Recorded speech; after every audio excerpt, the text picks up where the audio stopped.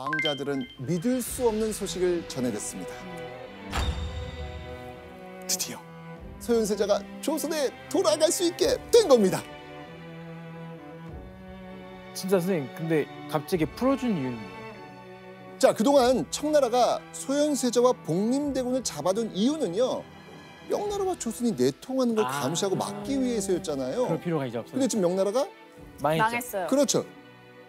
그래서 청나라 황제는 1644년 11월 11일 형 소현세자의 영구 귀국을 명령합니다.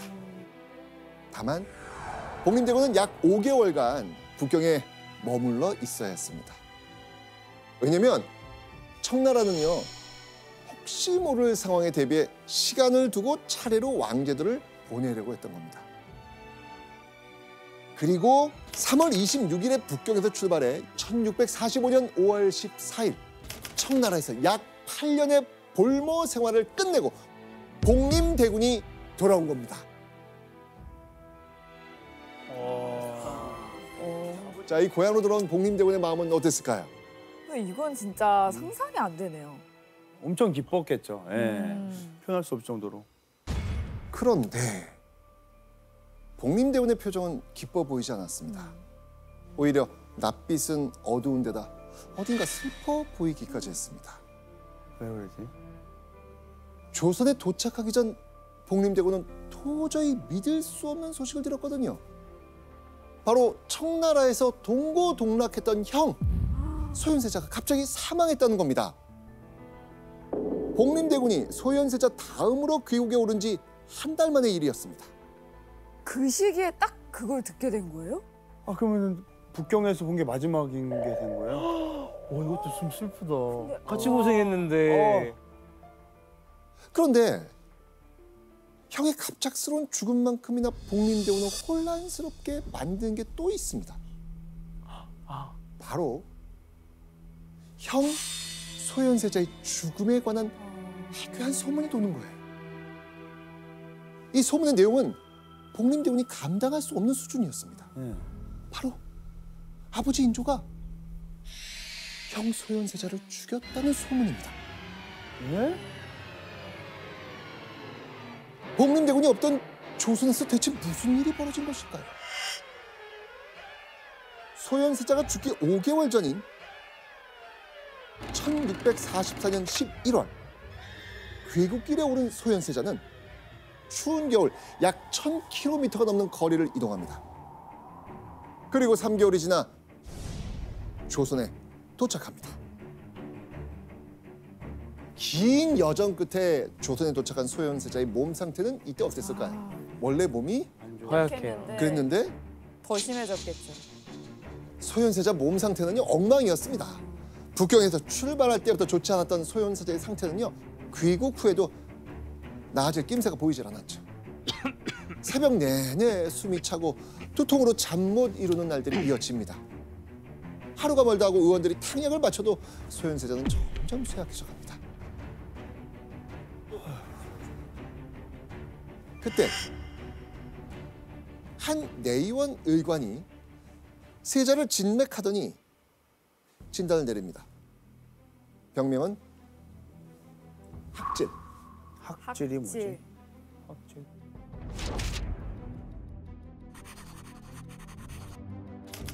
그러니까 당시 소현세자가 겪은 학질은요, 지금의 말라리아 증상과 비슷하다고 전해지고 있습니다.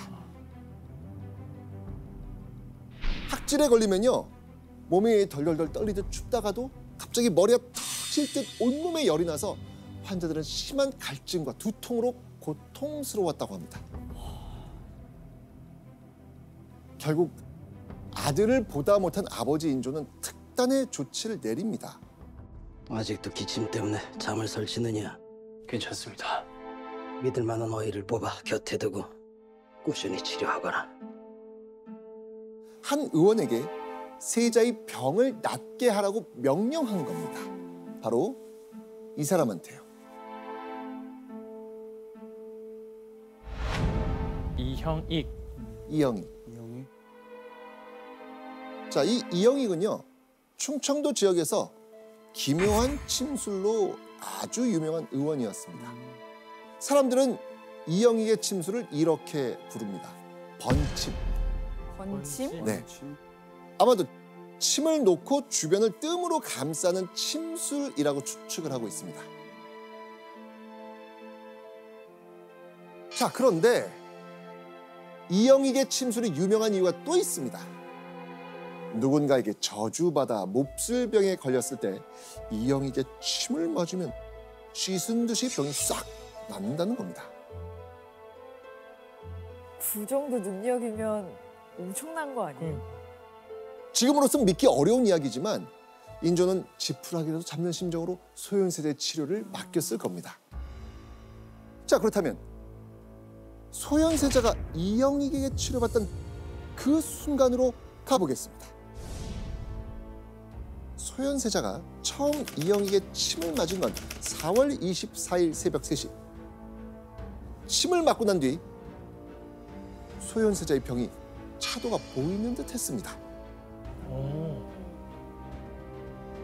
그리고 4월 25일 새벽 3시.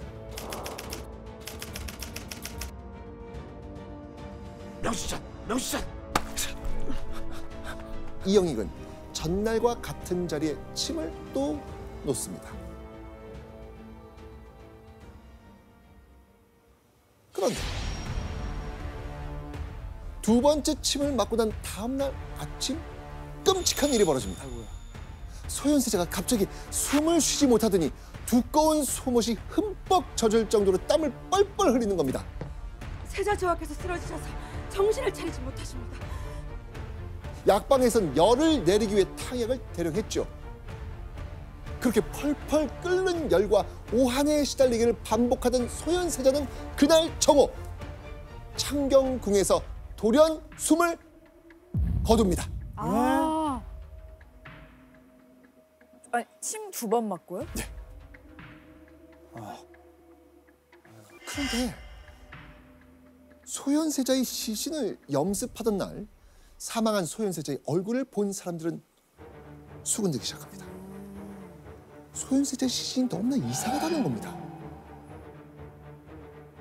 소현세자의 그 눈, 코, 입, 귀에서 새빨간 피가 흥건히 흘러나왔고 온몸이 검게 변해 있었다고 합니다.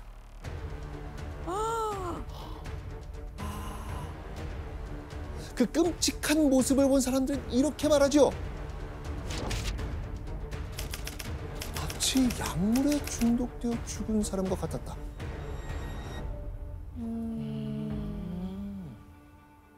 자, 소현세자의 미스터리한 죽음, 여러분은 어떻게 생각하십니까?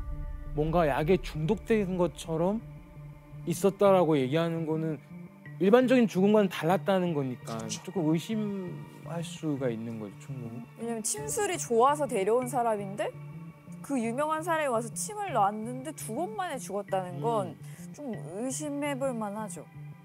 소현세자의 죽음 후 허망하게 아들을 잃게 된 인조는 어찌나 슬펐던지 곡기까지 끊으며 소현세자의 죽음에 괴로워합니다. 그리고 조정에서는 이 괴이한 침술로 세자를 죽게 한 의원 이영익을 처벌하라는 상소가 빗발칩니다. 인조는 곧바로 어명을 내립니다. 자, 인조의 어명 함께 확인해 보시죠.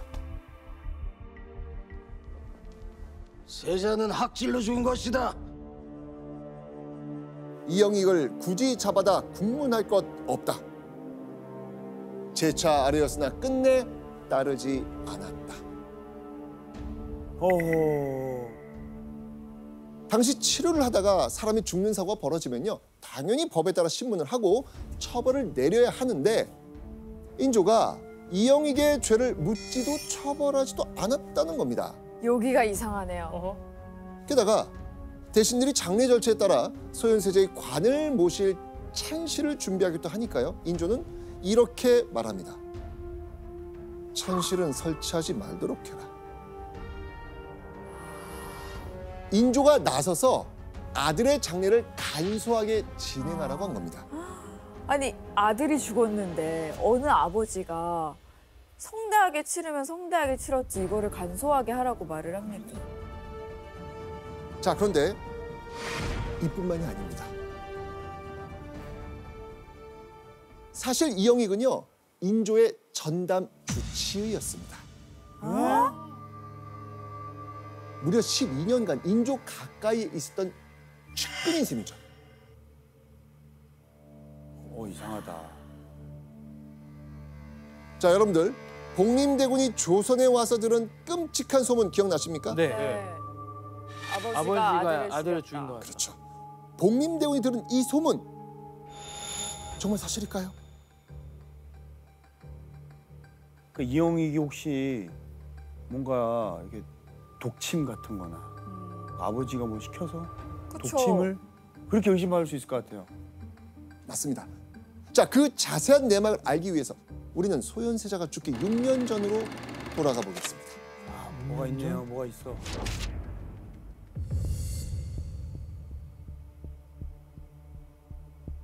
(1639년 7월 14일) 이날 인조는요 머리털이 쭉 뼈서는 이야기를 듣게 됩니다. 뭐가 있어. 국왕이 산성에 있을 당시 성을 나올 때 그 아들로 바꾸어 세우지 않은 것을 후회한다는 말이 있었으니 서로 바꾸는 일이 벌어질 것이다. 네? 자, 이거는요 청나라의 사신으로 다녀온 한 신하가 청나라 장군의 말을 인조에게 전한 겁니다. 청나라가 병자호란 당시 조선의 왕을 바꾸지 않은 걸 후회한다는 겁니다. 인조가 아니라 소현세자로 왕을 세우려고 했는데 그렇게 하지 않은 것 후회한다. 네. 그러니까 인조는 그 말을 듣고 화가 난 거죠. 게다가 이 사건 이후 7개월 뒤 또 한 번 인조의 불안에 화를 불을 지피는 사건이 벌어집니다. 1640년 2월 18일 대체 무슨 일이 있었는지 한번 영상으로 확인해 보시죠.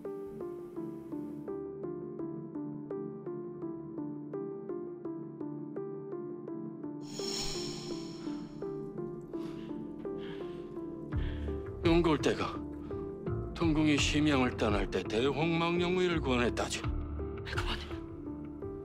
그 옷은 임금님만 입는다는 용이 수놓아준 옷 아닙니까?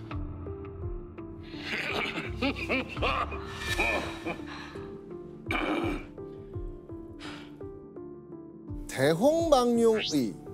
자, 이건요 용을 수놓아 만든 붉은색의 관복입니다. 붉은색의 용의 자수가 있는 옷 하면 떠오르는 옷 있지 않으십니까? 골룡포. 맞습니다. 바로 임금의 옷 골룡포.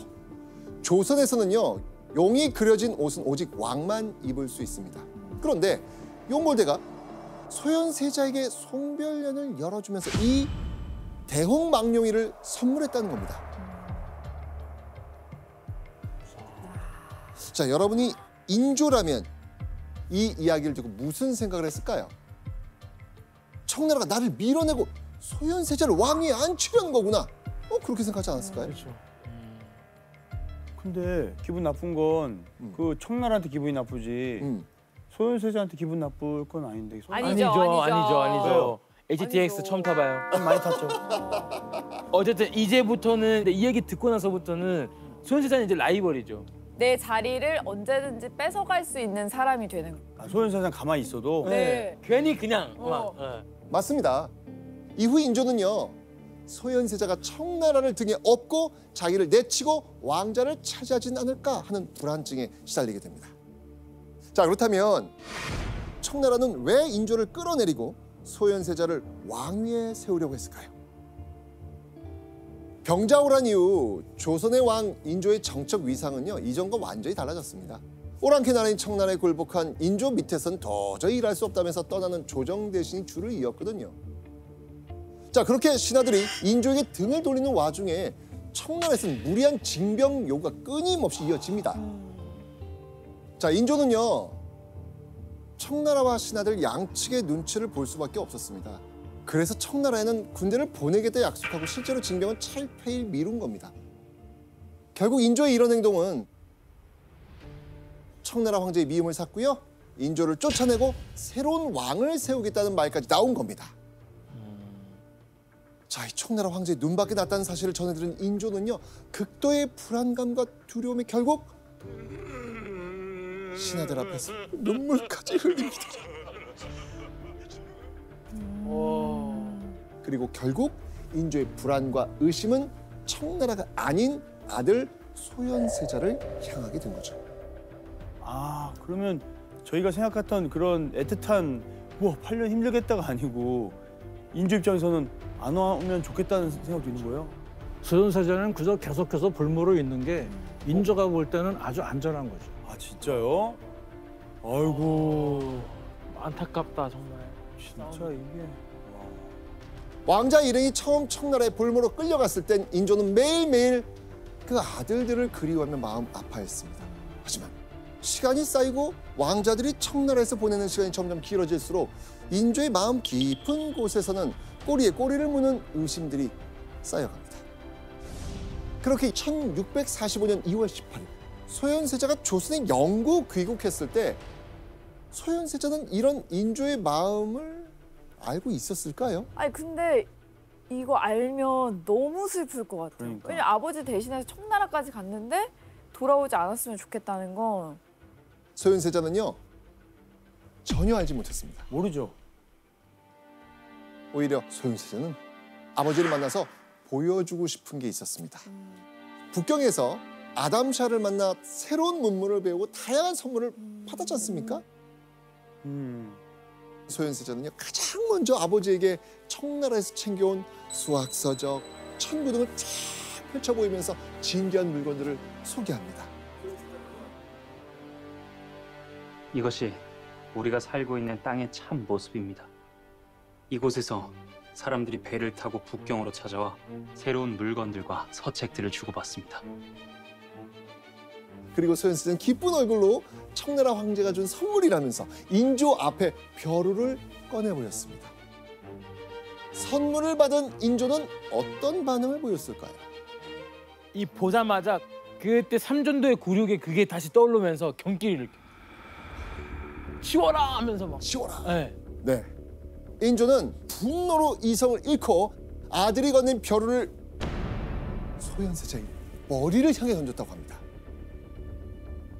잠깐만, 소현세자한테 던졌다고요? 네, 우리 다치는데. 그러니까. 당연하죠. 자, 사실 이 벼루 이야기는요, 연려실 기술에 수록된 야사입니다. 하지만 이런 이야기가 기록되었다는 것 그만큼 당시 인조와 소현세자와의 사이가 좋지 않았다는 게 공공연하게 소문이 날 정도였다. 아, 그러네. 추측해 볼 수 있겠죠. 맞네요. 심지어 소현세자가 조선에 온 지 2달 만에 사망했잖아요. 모종의 상황들이 쌓이고 쌓여 사람들은 소현세자의 죽음에 인조가 관련이 있다고 의심을 한 겁니다. 교수님, 네. 소현세자의 죽음의 배후에 인조가 있다고 보시나요? 그게 학자들마다 의견이 좀 다르고요. 약간의 혐의가 있다고 하는 분도 계시고, 다만 대체로 혐의를 인정하는 분들이 훨씬 많습니다. 저를 포함해서. 이 정황 증거 중에 제일 좋은 게 뭐냐면 그 사건이 발생한 다음에 아버지이자 국왕인 인조가 그 사건을 어떻게 처리했느냐거든요. 오, 맞아요. 근데 아까 말씀하신 것처럼 이게 거의 수사를 확대하고 꼼꼼하게 하기는커녕 거의 그냥 웬만하면 덮어버리려고 그런단 말이에요. 이런 걸 놓고 볼 때 아, 분명히 인조한테 심정이 크게 간다. 적어도 애초에는 몰랐을지라도 묵인한 거는 부인할 수가 없다는 거죠. 맞네. 종합해 보면 인조가 소현세자의 죽음에 관여했는지 아닌지는 정확하진 않습니다. 심증은 있어도 물증이 없기 때문이죠. 그래서 소현세자의 죽음은 여전히 미스터리로 남아 있습니다. 한편